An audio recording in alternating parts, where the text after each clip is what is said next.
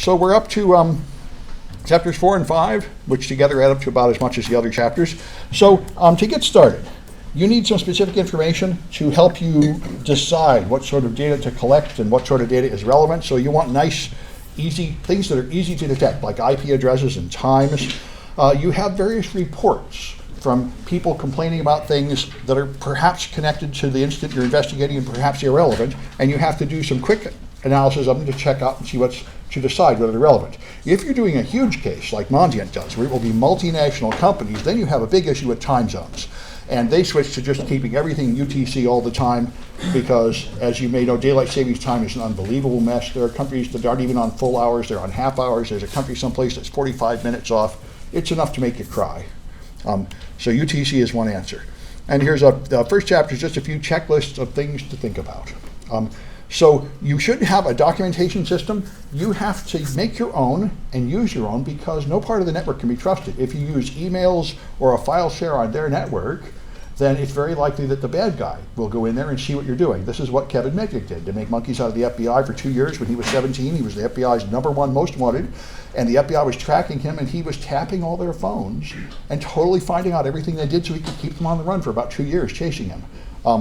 And you'll be in the same place here. So if you do want to put something on a file share, you'd have to make it limited with permissions and audit the access so you can be sure how many people are supposed to be reading this, how many people are really reading this, that sort of thing. So somebody reports the incident and you record the information about who reported it, what they said, and when that happened. And then there's time that the incident was detected. And these are usually different. I mean, people detect things, they're not sure what it is, they do some degree of investigation before they decide this really is a serious incident, we have to go through instant response, this is not just a normal, small technical issue. So you need to know who is documenting stuff, who reported the incident, who detected the incident. You may need to go back to these people at any time for more information. And you need to know what happened. Spear phishing, malware, so on, and what resources were attacked. This will be a big deal. You're going to need a lot of data on this to include when you're all done. And you need to know what exactly set it all off, what was detected. Keep records of it all. As anything to do with legal work, thorough records are the thing you want. I remember there was a case I had where the client, the way settlements worked is you get a fund like $1 million, you get some victims like 1,000 of them, you mail them letters, and only 500 of them fill out the forms. So you have 500 people to give the money to. And so you then give them twice as much to use up all the money. So we had this case, we had like $800,000. We had enough claims to give away $600,000. And I said, well, you want us to increase the award to give away the rest? And she said, no, give them just this amount. And I said, are you sure? And she said, right, that's what we did. The next day she called, what are you doing? I have money left over. What idiots are you anyway? And so my boss called me in. And they said, my comment to you is, this is a really good paper trail. If you hadn't had everything in writing and signed, we would be in a world of trouble right now. But the fact is, we really told the client exactly what was happening. They told us to do this. We said, well, it's your money. We'll do what you say. And so anyway, that's the same thing happens here. Because remember, you, as the incident responder, are taking quite a lot of risk. You may fail to contain the incidents. They keep getting hacked. You may mess up their networks, cause downtime in your investigation. And so you are going to want a good paper trail of what you did and what you were thinking, because it may be examined later. Because you got to uniquely identify the computers affected. You don't just use an IP address, as the DMCA people can tell you. That's not very unique. You need something more unique like a MAC address and hopefully like an asset tag number from their inventory system.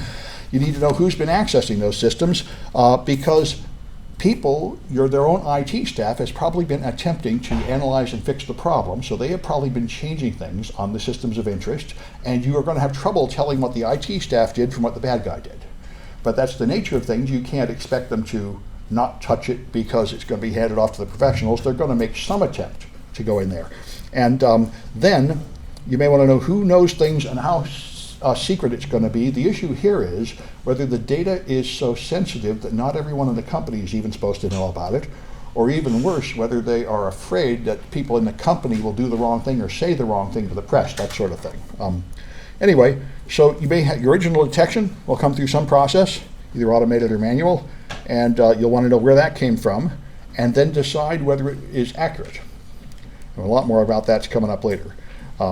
You want to know who runs the detection sources, like the intrusion detection systems and so on that are happening, because you may want to find out how they're configured and how long they've been going, and then you'll know perhaps when the incident started. by knowing how long this thing was available to detect it. You've got individual systems, and again, you need to know exactly what systems you're analyzing, who the owner is, and also what backups that system may exist. So you can find out how long things have had malware on them, for example. Then you want to find out, take your malware that's detected by whatever anti-malware endpoint solution they have, and you'd like those logs as far back as you can get them. But of course, be aware that those things are very inaccurate. Things like antivirus have a very small chance of detecting malware. So if they find something that's interesting, but it's like many other things, if they find one, there's probably 10 they didn't find. Yeah. What's host-based security? Is that something that's antivirus? Well, it used to they used to have antivirus, and now they have endpoint protection, which is the new fancy word for something that supposedly does more. That sits on the endpoints, and it's now antivirus, anti-spyware, a firewall, and a few other things. That's what they call it.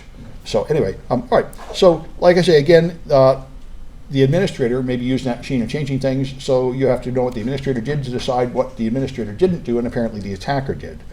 And then, of course, network details. You want malicious IPs for command and control servers, domain names, and then if they are monitoring the network, that's good. Maybe you can use those logs. If not, you're probably going to have to add network monitoring, which is commonly the case, to monitor. That's why the hard lesson that we're talking about in the last couple chapters is you swoop in to save the people that have a problem, and you tell them, don't fix it today. We're going to monitor the network for a few days to see what's happening before we try to fix it, which is hard for them to swallow, but that's the only way you can really fix it, is to really first diagnose the problem before you attempt remediation. And if you do find malware, then you want to know where it was detected and things like file names and directories. And if it's detected by something like antivirus, then it will give you some information about it, which you can record. Their name and family. You may have noticed this if you use things like VirusTotal. If there's a virus, every single virus vendor makes up their own names for everyone. This is like the scientific community tries to avoid this by having one name for every human disease and one name for every star and every carrier on the moon. But in the antivirus world, we haven't got there yet. For CVEs, we have a CVE system with a number, but there's nothing like that for malware, so everybody just makes up their own names, so everything has 50 names. Anyway, look at your network connections, see if you have preserved a copy of the malware. If the antivirus solution is set in the most helpful way, it will not be throwing away malware, it will be quarantining it, putting it someplace where you can harvest it and take another look at it. Yeah? Would you then take it into a sandbox like a virtual? Yeah, that's the way to do it. If you and we'll talk more about that later. But yeah, there's 4 ways to analyze malware. The dynamic and static. That's the other class we talk about it here. There's dynamic and static analysis, and there's beginning and advanced versions of both. So some of those involve running it, and some of those involve tearing it apart and looking at it. Both of those are useful. But the easiest thing is dynamic analysis, where you just infect a machine deliberately and watch it go. It's sloppy, but it gets the answer fast. So it's the first thing you do. Well, the first thing you do is basic static. You turn it into an antivirus engine to see if somebody else already figured it out. And the second thing you do is run it in a virtual machine and see what it does. Those are the fastest tests. They're both pretty sloppy. Another issue here, of course, is some antivirus engines automatically send samples back to the host, to the company. For example, Kaspersky does a lot of research, and they got really fed up about 3 years ago with everybody stealing their research. So they decided to detect 14 innocent files as malware, and then just wait to see how long it was before all the other antivirus vendors did. And within about 4 days, the Microsoft antivirus product started detecting those 14 files. And Kaspersky came out and said, "You dirty bums, you stole our definition." And Microsoft said, "No, we have this automatic system where if somebody was running Kaspersky and the Microsoft antivirus, it would pop up and they would submit the sample to us. And so that would cause it to come over and, yeah, I don't know, anyway. But you think if you run a company, how much money could you save by just letting those brilliant Russians figure it out and we'll just copy their definitions? That would save you so much money. And it's not even obviously illegal. And even if it is illegal, there's probably no law across the national boundary, so I don't know, yeah. So you're just saying like the Microsoft stole all the information from Kaspersky? That was what Kaspersky was saying, and Microsoft had an argument to try to weasel their way out of it.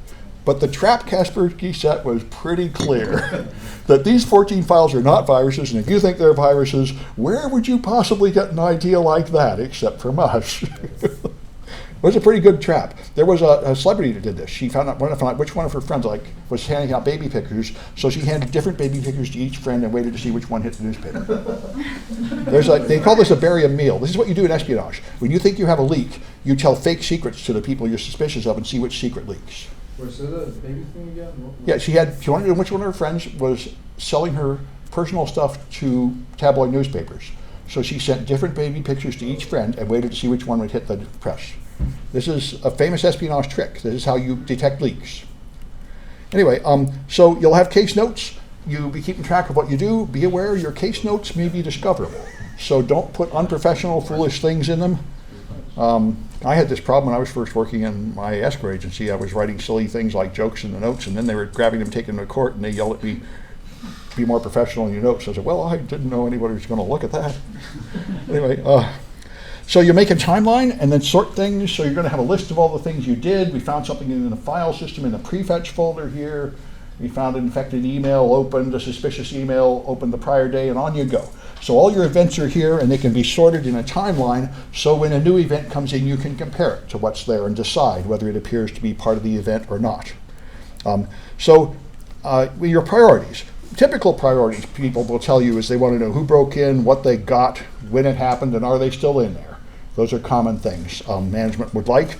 There's a lot of special cases. If you are a regulated industry, like handling credit payments, then you're regulated by PCI, and one high value thing is you need a list of all the credit card numbers that were stolen, so those people can be warned and perhaps go get new credit cards.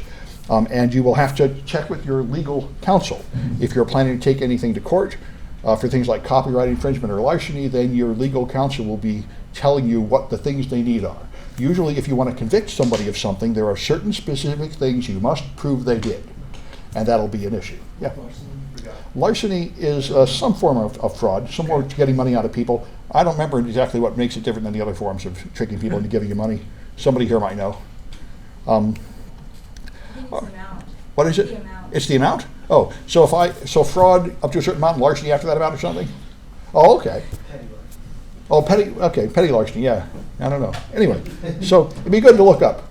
Anyway, so management, you're going to have to deal with management expectations. This is certainly true of almost every technical project.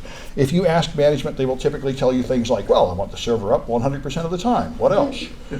You have to explain to them how you have to have reasonable expectations. So consider what kind of incident, what kind of, how old is the data, how long has it been going on, and decide what you want to do. If you have people coming in over the network, they are commonly jumping through overseas servers, and you probably can never find out who it is or prosecute them, even if you did find them, because they're in another country. So it would probably be more effective to just get that out of your mind, get over it. You are not going to get revenge. All you're going to be able to do is protect your network. Is that what yeah. Tor is used for?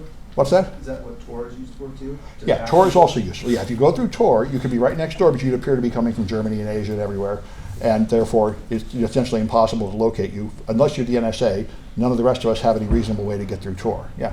So Tor only masks your location, doesn't like make you anonymous? Correct. That's a very common. Tor does not encrypt anything, and it does not particularly make you anonymous. What it does is mask your location, so they can't find you physically. So if you actually log into something, then they know who you are anyway. So you can go in there and log in your email, and then you're not anonymous anymore. You know your email name, but we can't tell where you are if we want to catch you. So as long as you're not logged into anything, they still can't tell where Well, you are? then they can't find your IP address, and so unless something in your traffic identifies you, they can't tell who you are. But the only thing Tor does is make it impossible to find your physical location or your IP address, which are related.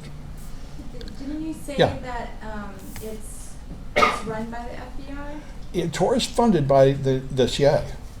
Yeah, so. Because, but the people that use it are almost all opposed to them, and that is all by design. It's all in the slides. The CIA planned, we want to have spies in other countries, and we want them to be able to send secret messages home. So what we're going to do is fund an effort that will create a group that will be used by all the people that think they hate us, and all the people who want to download illegal movies and stuff, and they'll make a background of innocent fools for our spies to sneak among. It's all a plan, and every 2 years or so, a huge scandal erupts in the Tor community. They say, oh my God, these people are funded by the CIA, they're evil, and they all freak out, and then they forget, and 2 years later it comes up again. You can watch it happen. It's kind of strange. But in practice, the people running it make a big deal of how much they hate the government, and they're tearing down the government at every moment, and at the same time, they're holding it up.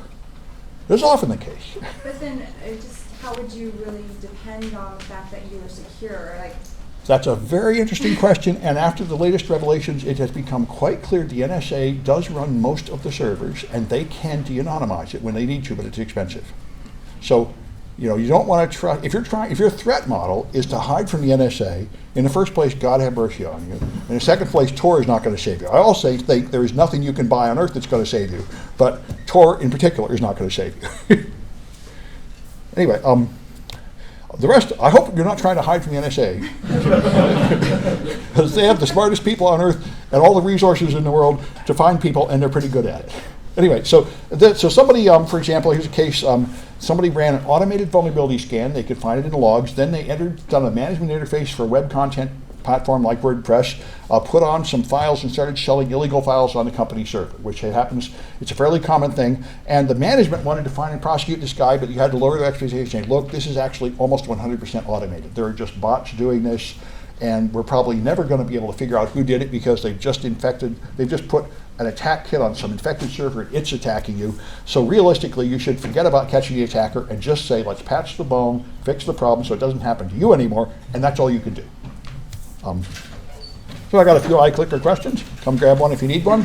There's another layer at the bottom there with iClickers in it. Is that a real case in the book? Yeah. And a fairly common situation. The same thing's true of typical blogs that get hacked and stuff. Your website gets hacked. Tracking down how they got in is not easy and usually pointless. It's much more productive to just protect yourself. Now, there are a few cases where punishing the individuals doing it might be helpful. There was a study a few years ago that showed that the vast majority of spam all came from like 5 people who are doing it. So if you could actually catch those 5 people, lock them up, maybe the spam would go down. But they're mostly hiding in other countries, and that was not practical. But still, that's what you'd require for it to be actually worthwhile to hunt them down one by one. Oops, so now I have a base. Should be finding it. Let's see. Oh, good. It found it. Let me make this bigger. All right. All right. Which one of these is a false statement?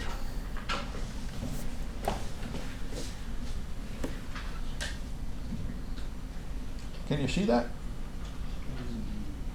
Should I turn the lights out maybe? Yeah. Okay. Wait, I think I have to go over here. I forget what I have to do. Oh, maybe that's better.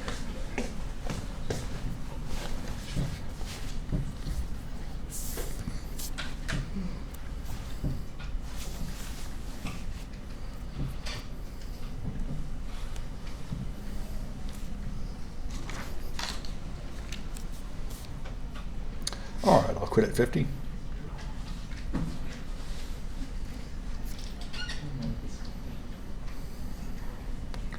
All right, and they don't usually have insiders with them. The rest of those things are true. And it's not impossible they may have an insider with them, but that's not normal. A lot of people get hacked by outsiders without any insider helping. All right, which one is not normally performed for individual systems?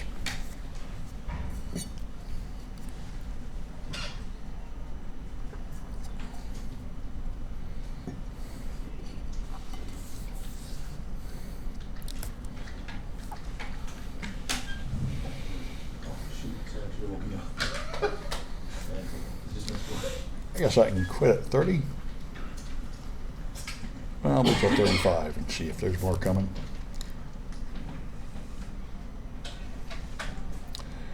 All right. Yep, you got it. This what happened here. This is one of the things our crooked CTO said. He told the Chronicle that we had all these infected systems into an eye, and everyone else started screaming at him, saying, where are these infected systems? He said, they're locked up so the FBI can analyze them and you can't see them. The FBI has that too. Which the FBI couldn't care less if we had viruses at City College. And I knew that, but he counted on none of us knowing that. And anyway, it's not normal that you do that. That doesn't make much sense at all. Unless it's a matter of national security, like terrorism or something, then the FBI might care. But, anyway. So, which one is normally not important to gather?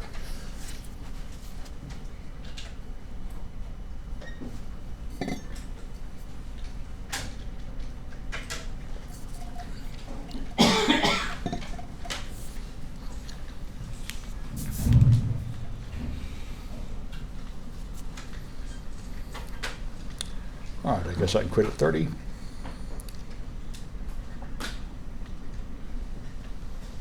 All right, And what nation they come from, like I say, is typically not important, although the military is more and more interested in, and the U.S. government has been requested to quit using Huawei products.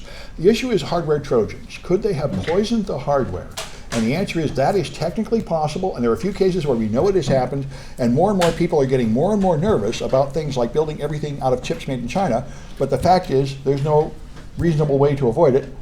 But a lot of people are upset about this with varying degrees of convincing anyone to care. Yeah? I feel like sometimes it's important because in case of in firewall purposes, right? Yeah. You can block the specific country. Yes, that's an option. You might block, yeah, that's possible. That's not where you bought your hardware, though. That's where the network traffic is coming from. The country in which you bought your hardware, that's usually an issue of hardware Trojans. And some people are trying to get people concerned about that, but it's not a realistic issue for most of us, because even if we can't trust the chips from China, there's no place else we can get them anyway, so we just have to live with them. So I'm going to stop this, and we should take a break until 7. There's an attendance sheet, so either on your way out or on your way back in, put your name on that. And yeah, what's up, John? Okay, let me quit this and save the first bit. This is 121, chapter 4. I guess that'll do. All right.